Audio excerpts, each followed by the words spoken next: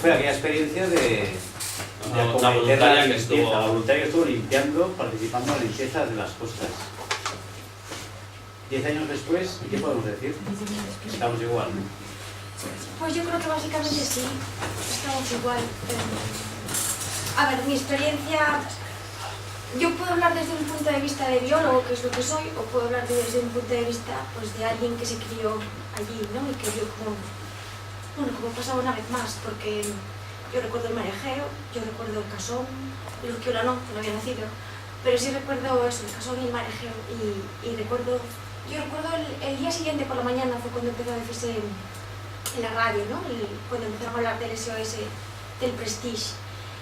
Y ese primer fin de semana nosotros fuimos varios estudiantes de la Facultad de Biología, pues lo primero que se hizo fue recoger aves y cuantificar el número de aves, muertas, vivas, manchadas, que aparecían. Porque el mes de noviembre ya han pasado casi todas, pero todavía están migrando desde el norte, ¿no? Entonces muchas de las poblaciones iban a verse afectadas. Y yo recuerdo un albatros enorme que encontramos en la playa de Currubedo, que además tienes que tener cuidado porque como los mires te atacan, son muy grandes, ¿no? Recuerdo que la mayor parte de lo que encontramos estaba muerto, estaba manchado y estaba muerto. Encontramos este vivo y encontramos una gaviota que no fuimos capaces de coger para llevarla a los centros de limpieza que ya empezaban Los centros de limpieza de aves sí que empezaban ya desde el primer fin de semana a funcionar. Ese fin de semana no se veía nada en las playas, fuimos a Currubedo y estaba todo bien. Yo no fui hacia el norte, no fui hacia la Costa de la Muerte. Y yo recuerdo que había un compañero canario que estaba terminando unos experimentos de tesis y no habíamos tenido oportunidad de llevarlo de visita, ¿no? Y bueno, fue este el fin de semana que lo vio. Entonces yo recuerdo que lo que fui a los sitios que yo recordaba más de haber pasado las vacaciones, ¿no? A Camelle, a Corme, a Laxe. Y en Camelle todavía no había llegado, sería lo que después, no sé si alguna vez habéis hablar del alemán de Camelle, un hombre que hacía muchísimos años había venido de vacaciones. La leyenda decía que se había enamorado de una profesora y se había quedado, ¿no? Era un señor que vivía como un taparrabos todo el año y vivía allí justo en el puerto y había construido pues, con los restos que llegaban del mar pues, una especie de museo. Y yo recuerdo como niña ir y ibas y te daban una libretita y tenías que dibujar lo que más te gustaba, ¿no? Y el Museo de Man, que es como se llamaba, quedó totalmente negro. Un mes después yo creo que fue que se murió. Dicen que fue del disgusto, ¿no? Se murió un ataque al corazón, creo que fue. Entonces al principio iba llegando poco a poco, ¿no? Y sí, empezaron a aparecer los voluntarios. Yo creo que básicamente porque había una desesperación de la gente. Y porque yo supongo que una cosa es verlo en la televisión y otra cosa es verlo en directo, ¿no? Llegar a una playa que era la arena blanca, ¿no? Y llegar allí y estar todo muerto, o sea, todo, absolutamente todo negro. Y desde mi punto de vista, claro, la gente vino con muy buena intención y los voluntarios limpiaron muchísimo, pero los voluntarios, o sea, esto no era una cosa que había que hacer con voluntarios. Y lo único que al final se consiguió fue generar toneladas de basura mal gestionada. Se destrozaron un montón de zonas, porque la gente lo hizo con su mejor intención, desde las mariscadoras, los pescadores o los voluntarios, ¿no? Pero en medio de todo esto se modificaron las dunas móviles, se metieron pasarelas del ejército o de los pescadores. Las dunas móviles de Currubedo se utilizaron. En Currubedo hay dos lagunas, una que es de agua dulce, que estaba cerrada y bastante protegida, y la otra que es de agua salada, que sí que tiene intercambio diario con el mar, ¿no? Este día hubo mareas vivas y hubo mar de fondo y había un tremendo temporal. Entonces el fuel llegó muy arriba, llegó pues no solo a las playas, llegó a la parte de arriba de los acantilados, llegó a las lagunas.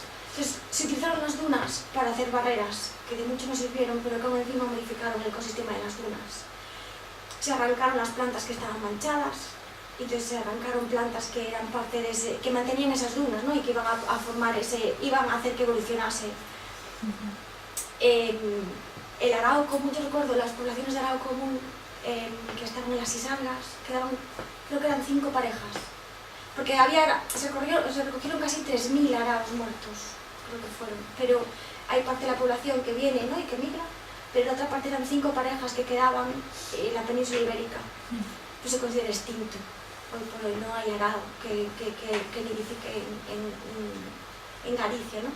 Y junto con eso, pues especies que a la gente no le da valor, que son especies vegetales, que son endémicas, como hay una especie que se llama, que la gente popularmente llama la herba de enamorar, ¿no? Que recoge las flores, las pones debajo de la almohada y tú sueñas con el que va a ser tu marido, generalmente es tu marido, ¿no?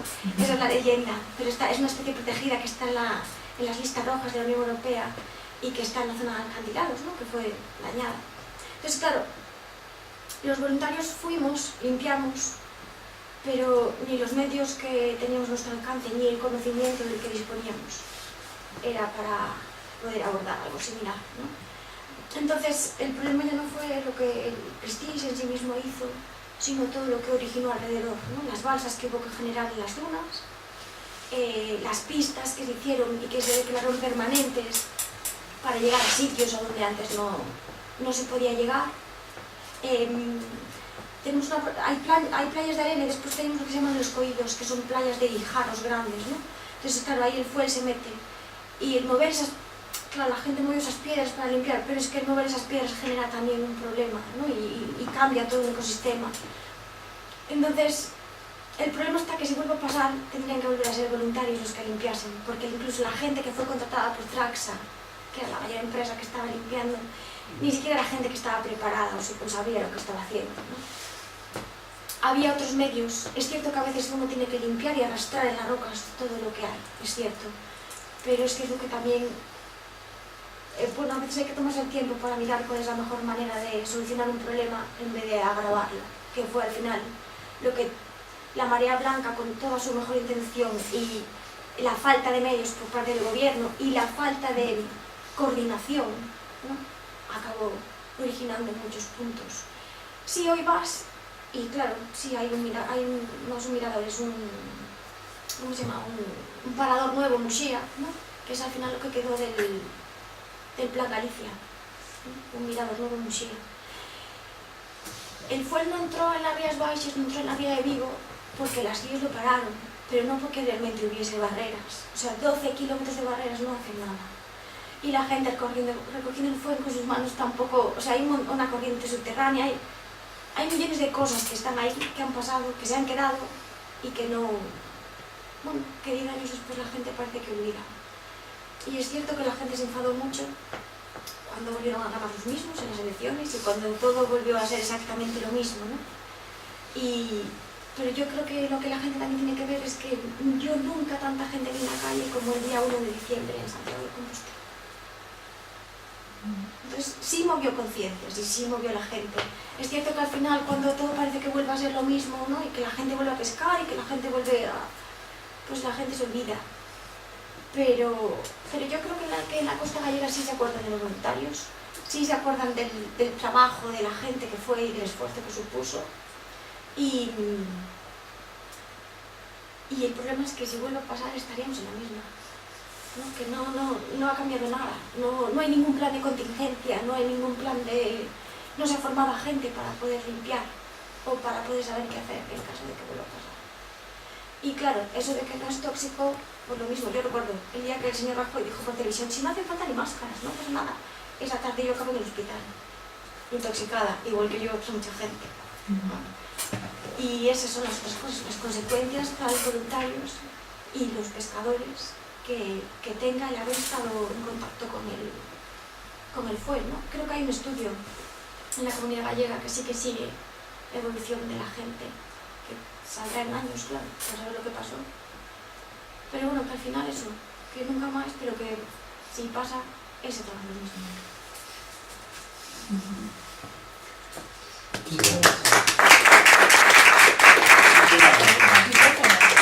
Dura exposición.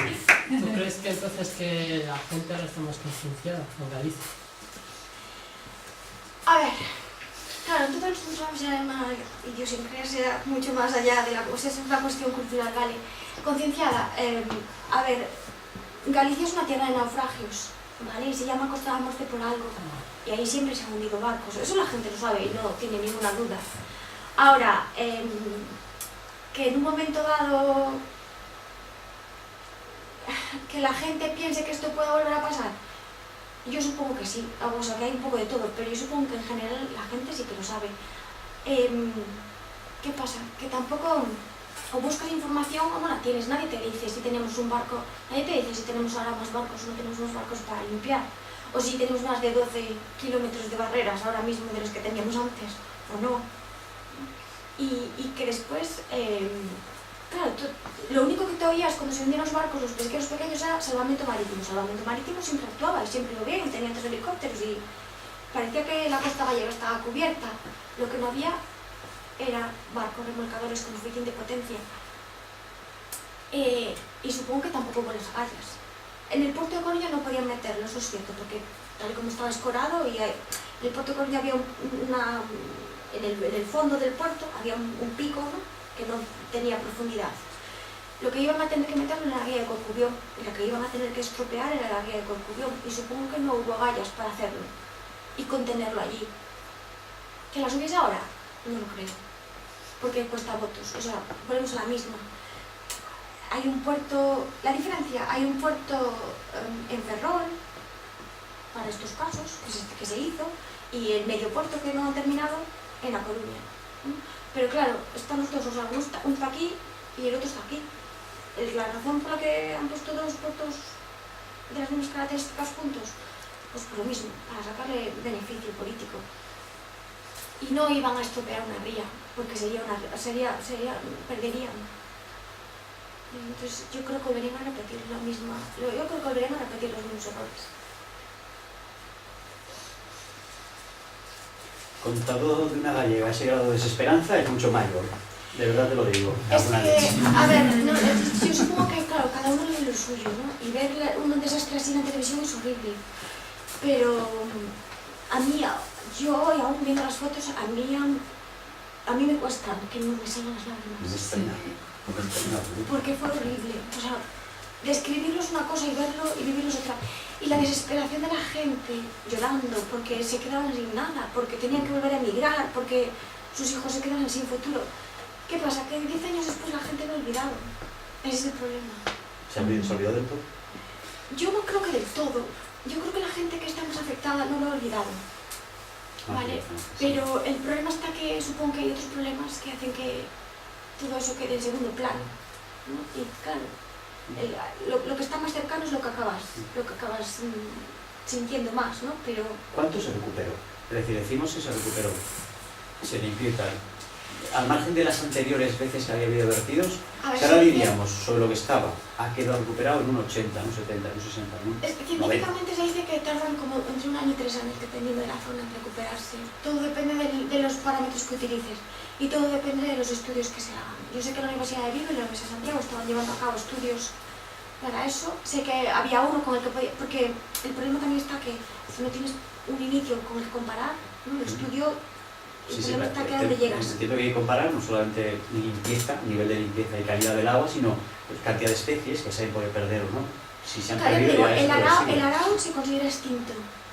¿Vale? La gaviota, hay un tipo de gaviota que había como 61 parejas y me parece que ahora mismo se considera que hay menos de 20, por ejemplo. El resto de especies que fueron afectadas en general eran especies que migraban. Entonces, claro, donde hay que estudiarlo también es de donde vienen, que es donde va a afectarles a la reproducción, al número de animales que vuelven, entonces, todo eso está en los países nórdicos, ¿no? Hay un seguimiento de la calidad del agua, es decir, hay fuelto por el fondo, por ejemplo, por los fondos, aunque sea muy remanente y tal, que de vez en cuando pueda aflorar o soltar sustancias. El problema está como siempre hay galletas, porque hay barcos que pasan y limpian los... Entonces, saber que cuando tú vas a la playa y se te mancha la toalla es de eso, es de prestige, es muy difícil. Y después te digo, los informes científicos, la Universidad de Santiago y la Universidad de Vigo estaban en ello, pero no los he seguido, no sé si están publicados o no, o que yo recuerdo que bajabas a... Pero es que esto es objetivo, entonces esto no es comparable, ¿no? Pero baja, el problema está que los peces se van, no tienen problema. El problema es todo lo que son invertebrados.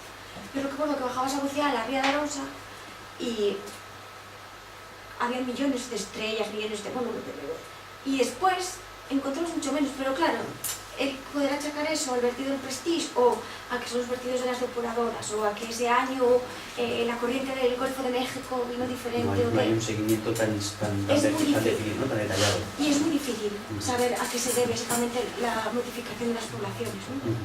Ya soy bióloga, entonces... Pero, bueno, los pescadores durante mucho tiempo dejaron que sí, que pescaban mucho menos. Ahora, claro, a qué se deba es distinto. Sí, es un indicativo que puede ser, ¿no? Claro. Siempre hay las razones subjetivas y las razones subjetivas, ¿no? Sí. Y lo que tú mires sin poder medir es muy subjetivo y es muy fácil de rebatir y es muy fácil de hacer demagogia y es lo científico, ¿no? Lo que realmente tiene que... Debería pesar. Claro, pero eso tarda años en saberse, ¿no? No es algo que se llega de para mañana. Yo soy de los que creen que una simple ave muerta por culpa del estrés es suficiente para haber estado preocupados, pero bueno. Es decir, no debería haber pasado, ¿no? Ya. Esa es la cuestión, no debería haber pasado. No deberían volver a pasar, ¿no? Volverán a pasar, como dices, también yo creo que volverá a pasar. Lo volverán a sufrir. Oye, ¿y cuánto tiempo estuvieron los voluntarios? Pues hubo gente que estuvo allí mucho tiempo, hasta, no sé... Es que no sé decirte, es que depende de las zonas. Y hubo gente que... ¿Semanas o...? No, meses. Meses, y que vivían allí, estaban, les daba la gente La cobijo, comida. la comida. Sí, la gente de allí cocinaban, las señoras de las casas cogían y cocinaban en las carpas para todos y te daban comida caliente, lo que podían y la gente ofrecía sus casas y montaba las tiendas de campaña. Después llegó un momento en el que el ejército empezó a montar, creo que eran tiendas de campaña. Yo es que me venía de mi casa, no era lo mismo, claro. Pero la gente ofrecía sus casas, ofrecía la comida, la gente cocinaba en común, te lavaba la ropa, Pero es que claro, te ponías un mono cada un día y aunque no estuviese muy manchado porque es una zona de baja, ese mono iba a la basura. Te ponías todo un impermeable amarillo con las botas, y todo iba a la basura. Me imagino que el cuidado de su reciclado, su retirada adecuada y tal... Está en balsas y creo que si no recuerdo mal, son como 80.000 toneladas ya sean de residuos, ya se han procesado, quedan como 10.000 toneladas en balsas. De lo que un 8% es fuel y el resto es otros. Materiales. Arena, agua, plásticos. Etc. Vale. Pero claro, el problema fue ese, que es que tú llegabas, eres voluntario y no sabías lo que hacías, que no tenías por qué, te decían, no, es tóxico, todo eso tíralo. Entonces, todo el chubasquero amarillo, todo, las botas, todo, iba cada día a la basura de toda esa gente que vino. Con todo lo que significa. Con todo lo que significa, claro. Yo espero que volver a sentirlo, ¿verdad? Este asunto con los que lo que